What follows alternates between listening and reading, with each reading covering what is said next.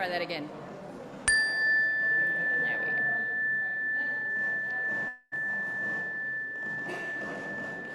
So they are trying very hard to figure out the scratchiness there. So we're gonna go ahead and get started, and hopefully we can put it like out of our minds. So good morning, welcome. Oh, sorry. Thank you. Welcome to the Unitarian Universalist Community Church. We are a welcoming congregation where we strive to transform ourselves and the world through love, wonder, and connection. My name is Carrie Williams Jensen. I use she, her pronouns, and I serve on the worship committee with tech, not sound, but that is outside my purview, but choir and other things, musical. So this morning's service is dedicated to all the laborers who worked tirelessly to create and implement unions in the early part of the 1900s.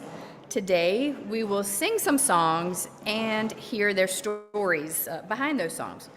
Speaking of making the world a better place, Richmond Pledge to End Racism is holding their next Living the Pledge workshop at UUC. This in-person workshop will take place on 2 Saturdays, September 21st and October 5th of this year, from 9 a.m. to 4:30 p.m. The Living the Pledge workshop is designed to help people move from the individual action of signing the pledge to end racism into a collective action to dismantle racism in Richmond and beyond. And there's a registration link in the e-news. Yes, ma'am. And maybe, does this help? Okay, sorry. So I'll just service dedicated to celebrating the laborers who worked to form unions back in the early part of the 1900s. And I made an announcement about the Richmond Pledge to End Racism is holding their next Living the Pledge workshop here at UUCC, which I think that's probably a big deal. I think, and so it's September 21st and October 5th from 9 a.m. To 4:30. And so there's a registration link that you can find in the e-news to sign up for that. So whether you are here for the first time or the 1,000th time, welcome. Whatever you are facing in your own life, welcome. This is a place where we try our very, very best to be real with one another, to get through the hard things together, and to remind ourselves and one another of the values that ground and center us, that motivate and move us. So whoever you are, whatever your faith journey, whomever you love, you are welcome here. We welcome all who seek to know the sacred and all who seek to make our world more just. Our commitment is to be together in covenant, to live out our values, and to work together towards our mission. These are what make a church. These are what make our church. So please rise and body your spirit to join me in our affirmation of who this community is, beginning with that all-important word. Love is the message of this church, and service is our way. This is our great covenant together, to dwell together in peace, to seek the truth in love, and to help one another. Thank you. You can be seated. because there's a little story before our opening hymn. So yes, normally we say our affirmation and then, oh, I did not need to see that, sing our opening hymn. But there's a little story before we sing our opening hymn today. Our opening hymn this morning is a longtime favorite of the labor movement. In their article in Epicurious, Sam Worley writes, in one of the largest labor strikes in U.S. history, a conspicuous success, the 1912 Lawrence Textile Affair came to be known as the Bread and Roses Strike. That phrase, bread and roses, comes from Rose Schneiderman, a socialist, a feminist, and a union organizer. The phrase comes from the idea that a political movement that demands only basic needs be met isn't dreaming big enough. Survival isn't enough. What Schneiderman fought for was the right to live. She said, not simply exist. The right to life, as the rich woman has the right to life, and the sun and music and art. The worker must have bread, but must have roses too. Schneiderman popularized the phrase even if she didn't actually coin it. It may have originated in Russia or even with a Roman philosopher, Glen of Pergamon. In 1911, James Oppenheim wrote a poem called Bread and Roses, envisioning scores of women, sorry, I lost my place, scores of women marching in the streets demanding more. These are the lyrics for the hymn we are singing next. Notice that the lyrics are highly focused on outdated gender roles, and know that some lyrics have been changed to be more inclusive of us all. It's just a little tiny bit. Now please rise in body or spirit to sing Bread and Roses, number 109 in the gray hardback hymnal.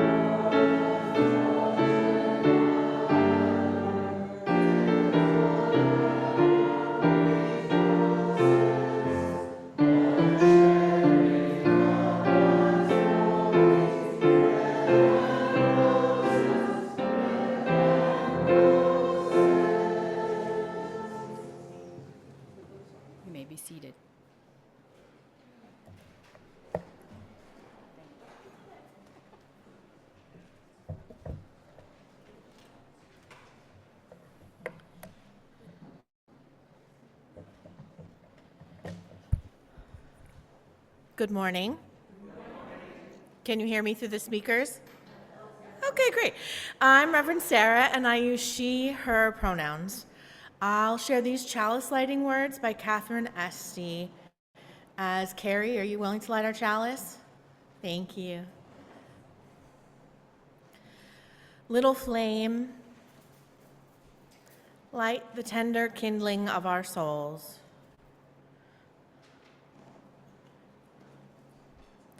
And soon, a roaring blaze shall be of warmth and love, of community. From this little spark, may a fire of passion spread from heart to heart and light our way, sweet spirit, and light our way. Thank you. Please join me now in our time of meditation and prayer. Find a comfortable place for your body, noticing your breathing, finding your center.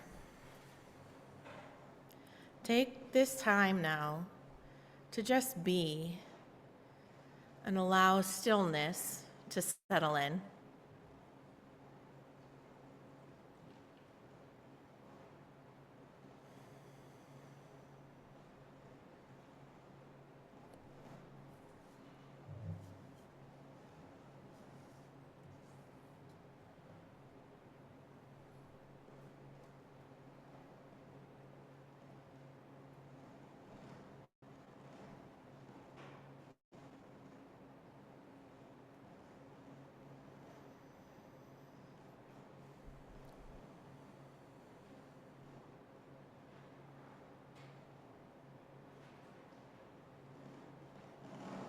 And remember, the practice of mindfulness reminds us to stay centered even when we are distracted by horrible sounds coming from the speakers.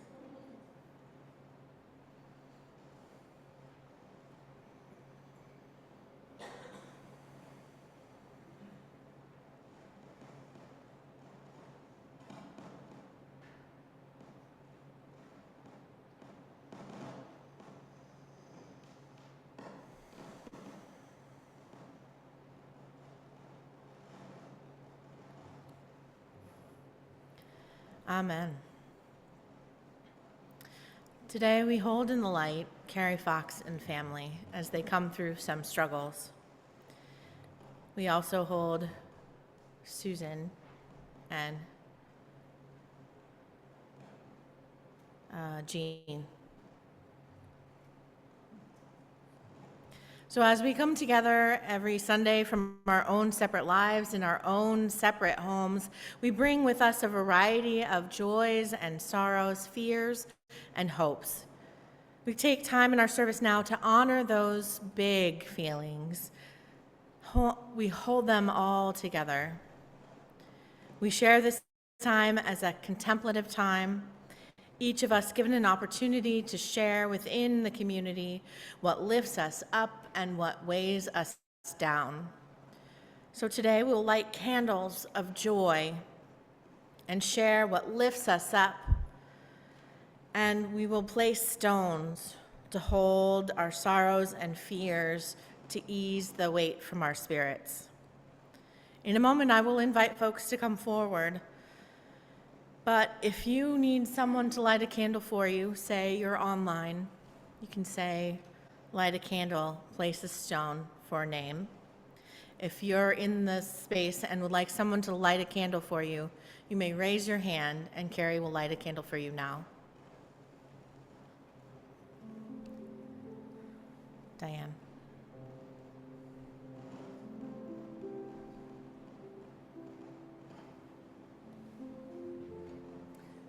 Candle for Carolyn, Jean, and Alex.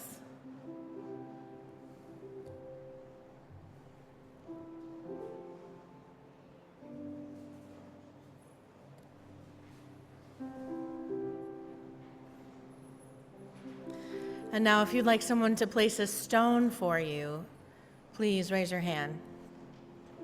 Gail, Diane.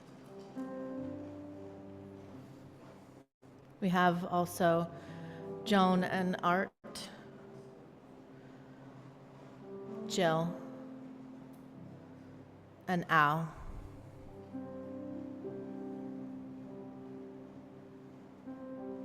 Now, if you'd like to light a candle or place a stone for yourself, I invite you to come around, and Carrie will give you a candle.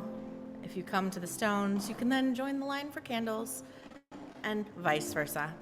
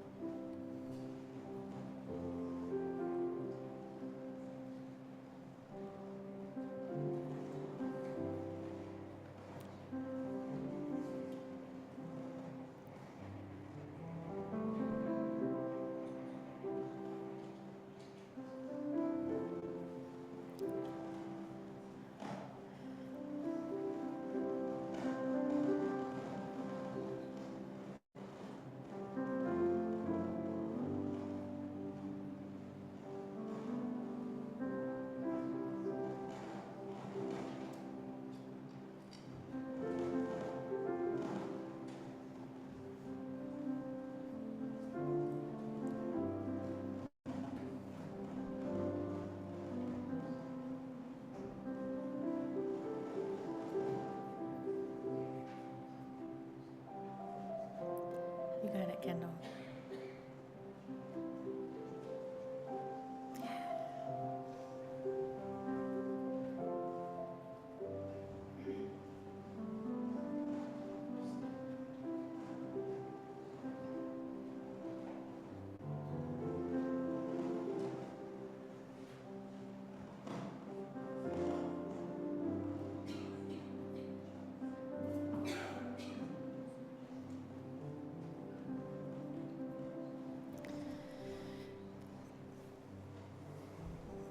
We'll light one final candle for all the joys that remain unspoken in our hearts.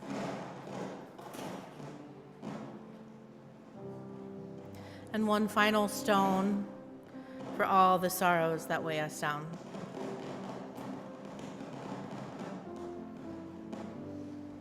Before we join in our song prayer response, let's hear a little bit more about this song. You may have noticed the song playing behind us, and it's possible you even know the name of it. I chose this hymn this morning because it's one of those that needs a little more explanation. It's a folk song that has been taken out of context, swirled through some cultural confusion, and given a bad name via cultural pop culture as a wishy-washy call to solve our problems by singing. Come By Here, or more commonly known by its not quite accurate name, Kumbaya, is an old African-American spiritual first written down and documented by a music teacher back in 1926 under the title, "Oh Lord, Won't You Come By Here?" Over the years, the song was recorded and sung and shared and spread through the country and given a life of its own. The evidence from the American Folklife Center archive, where this information was gathered, doesn't fully support any of the common claims about the origination of Kumbaya, coming from Africa or written by the white musician Marvin Frey. Instead, it suggests that Kumbaya is an African American spiritual which originated somewhere in the American South and then traveled all over the world. To Africa with missionaries who sang it for new converts, to the northwestern United States where Marvin Frey heard it and adapted it as Come By Here, to the coastal Georgia and South Carolina where it was adapted into the Gula dialect, Kumbaya. It was likely versions of the Gala Geechee dialect that made it into the northeastern United States, where it entered the repertoires of such singers as Pete Seeger and Joan Baez and was sung around campfires and summer camps. And eventually it went to Europe, South America, Australia, and other parts of the world where the revival recordings of the song abound. So we will use the classic words or old words, noticing that they're calling for care and support to come for those who are gathered, those who are singing, and those who are weeping. So we're going to sing Come By Here. Come by here. So join me in singing.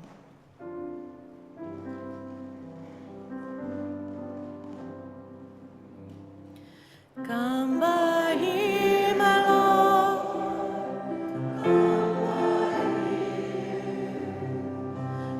Come by here, my Lord. Come by here. Come by here, my Lord. Come by here. Oh Lord, come by here. Someone singing, Lord, come by here. Someone singing, Lord, come by here. Someone singing, my Lord, come by here. Oh Lord, come by here. Someone's weeping, Lord, come by here. Someone's weeping, my Lord, come by here. Someone's weeping, my Lord, come by here. Oh Lord, come by here.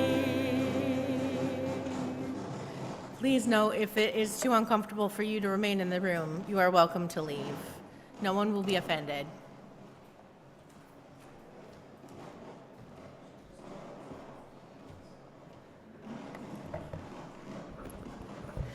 Please join me in our offering. In acknowledgement of all the ways we give to this church and this world. We give because this is our church, and we value how it makes our lives better and through us makes the world a little better. May there be an offering to sustain and grow the life and mission of this church inside and outside our walls. May we give in love and in hope.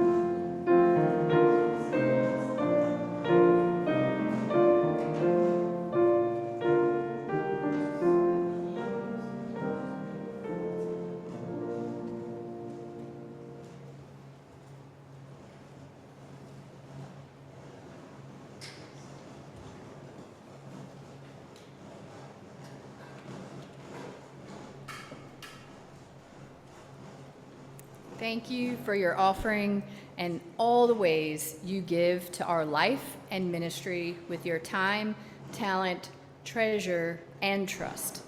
Together, our gifts allow us to expand and strengthen the tapestry of love, wonder, and connection that blesses this church and transforms us and our world.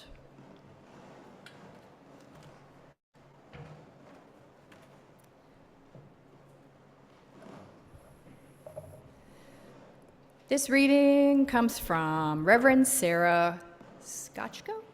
Is that? What's that? See.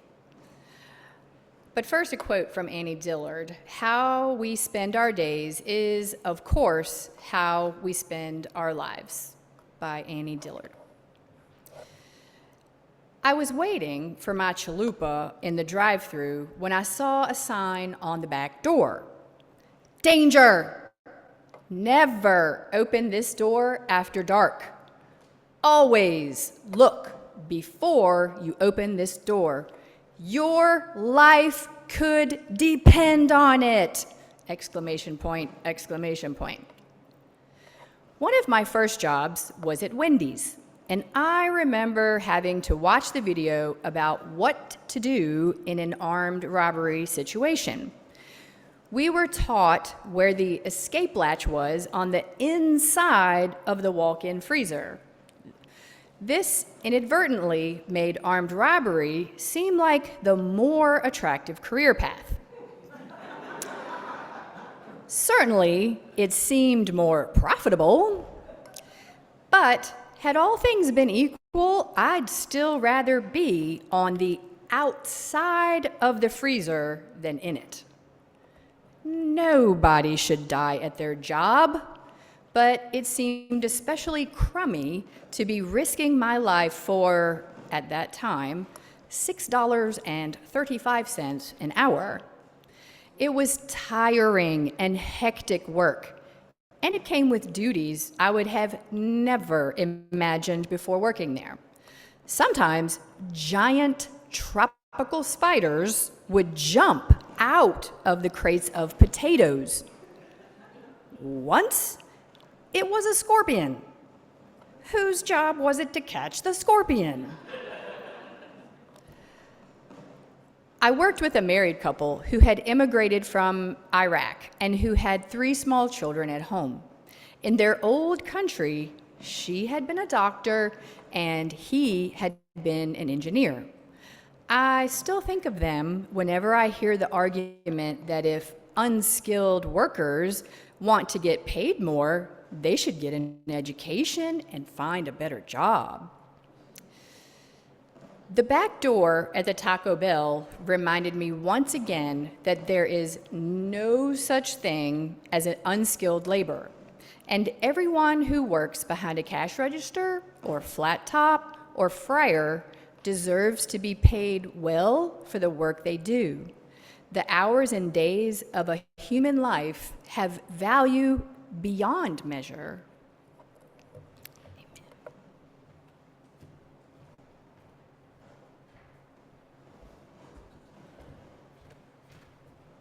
Good morning. Sorry about this crackling. Just so you know, we have a lot of fine technical people in this congregation, and we have done everything. There's just a ghost in the mixer all of a sudden.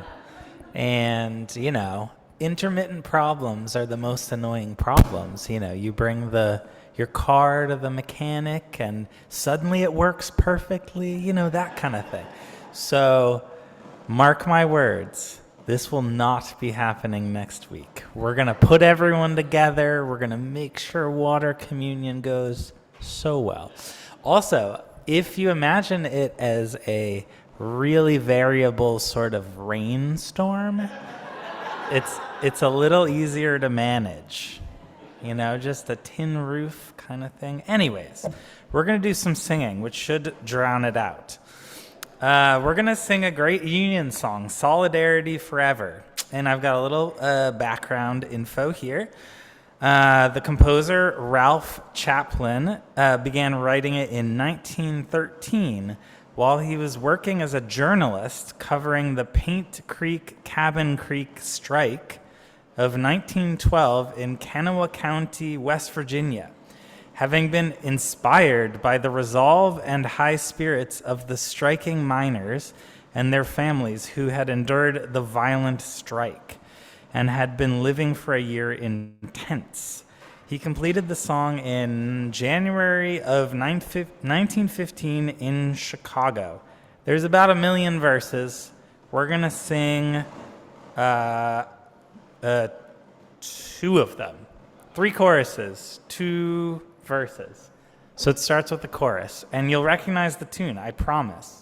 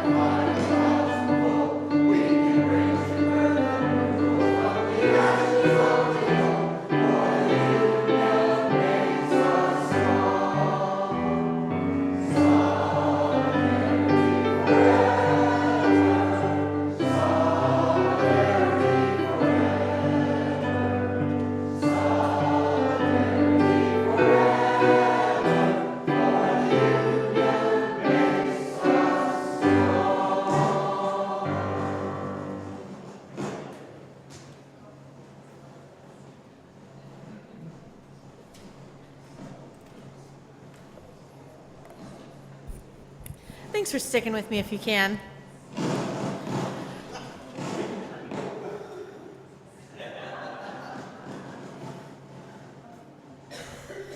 I don't know if you've noticed this trend in what we've talked about, but it's possible you've heard this name multiple times today. We have heard a lot of songs that were connected to Pete Seeger. Yes, the folk musician Pete Seeger, who was a longtime Unitarian Universalist. He either wrote or shared and helped popularize a huge number of songs that became part of the fabric of the 1960s folk music revival, the civil rights movement, Vietnam War protests, and the cultural revolution that surrounded that tremendous decade. Dear old Pete, deeply committed to freedom from a young age, he never gave up on singing his message, even as he was blacklisted during the McCarthy era. And I just learned today that yesterday, while looking up the history of Kumbaya, Come By Here, that Pete Seeger worked as an intern at the American Folklife Center, the same place that I read all that research, in the 1930s, perhaps listening to that earliest recording of Come By Here from 1927. He honed his passion for unions, for freedom, and solidarity with workers as he traveled the country with a puppet show. One can learn a lot by living in the homes of farmers and laborers.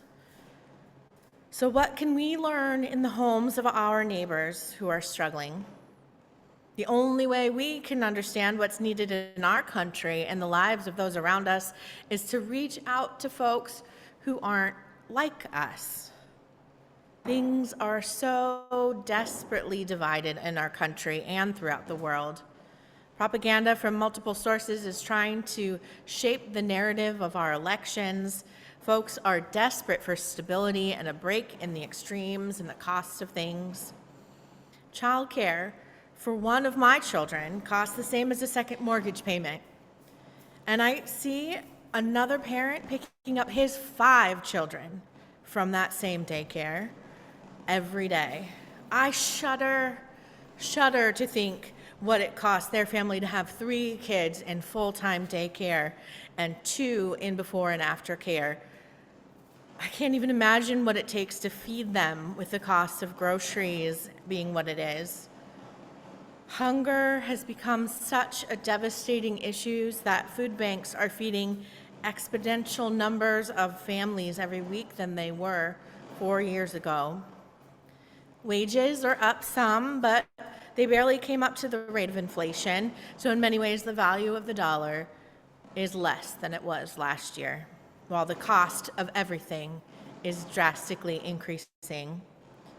So many parents and families are working 2 to 3 jobs to keep the lights on, to make the ends meet. Those 16-hour days of working in dangerous and overheated factories may be in the past, but working 16-hour days at 3 different jobs, none of which gives you health insurance, is a fact of life for some people, more people than it should be. Unions are more important now than they've been in decades. If we don't act in solidarity with each other, if we don't embrace the importance of the power of all of us together, we will continue to be victims of those in power. Those who cannot fathom the importance of the people who make their lives possible. Those who want a life of roses, but who believe those who work for them deserve only bread. They live a short-sighted life. We can do better, and we must. Now, our final hymn today is a familiar one, also connected to Pete Seeger. The story goes that MLK heard Pete Seeger sing this song one summer at the Highlander Folks School in the late 1950s and said, "There is something about that song that haunts you." This haunting song became the anthem for the civil rights movement, "We Shall Overcome." Originating from several older songs, enslaved Black people in the U.S. mixed and matched similar tunes in the songs "I'll Be All Right" and "No More Auction Block for Me."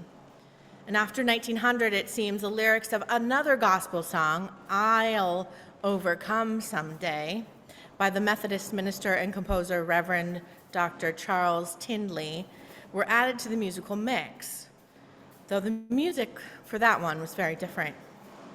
Around 1945, gospel singer and arranger Atron Twigg and Kenneth Morris apparently put together the essential pieces for what is now the famous words and melody, but it still had the lyrics, "We'll overcome."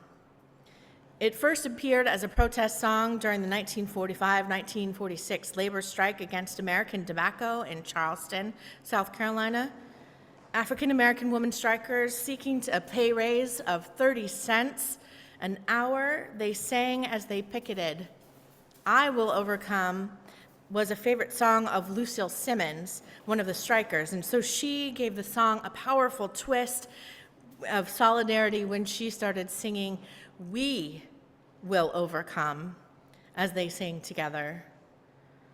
Other lyrics were improvised for pro-union purposes, including "We will organize," "We will win our rights," and "We will win this fight." In 1947, Simmons brought that song to Highlander Folk School and shared it with the labor activists there. Zilpha Horton, head of the school's cultural program, learned it and later taught it to Pete Seeger. And at some point, the nationally known folk singer revised the lyrics from "We will overcome" to "We shall." There he is, poking his nose into our songs again. That Pete making tiny changes to music, that makes it bigger, helps change the world. So let's stand together, figuratively and literally if possible, or just figuratively stand in your spirit as we sing our closing hymn, We Shall Overcome, number 169 in the hardback gray hymnal.